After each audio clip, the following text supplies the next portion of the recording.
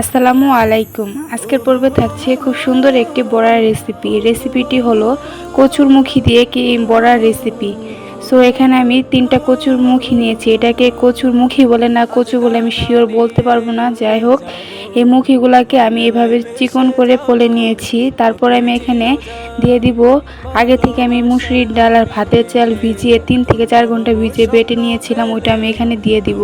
তারপর আমি এখানে দিয়ে দিব 1 কাপ ময়দা, কয়েকটা পেঁয়াজ কুচি আর কয়েকটা কাঁচামরিচ কুচি, আর দিয়ে দিব মরিচের গুঁড়া, হলুদের গুঁড়া, ধনিয়ার গুঁড়া, জিরার গুঁড়া, স্বাদ মতো লবণ। আর এখানে দিয়ে দিব 2-1টা লেবুর রস আর তেঁতুলের রস 2 চামচের মতো। এই তেঁতুলের রসটা অবশ্যই টকটা অবশ্যই দিতে হবে। এখানে তেঁতুল অথবা লেবুর যেটা হোক, যে কোনো একটা হলেও টক দিতে হবে।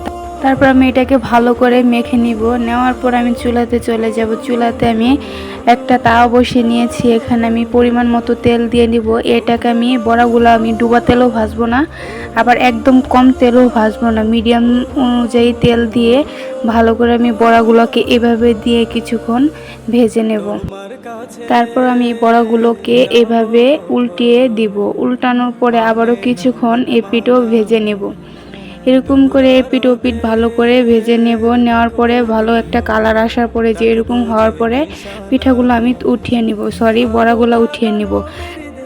সো এই তো আজকের রেসিপি। ভিডিওটি ভালো লাগলে অবশ্যই subscribe, like, comment and share করবেন। আল্লাহ হাফেজ।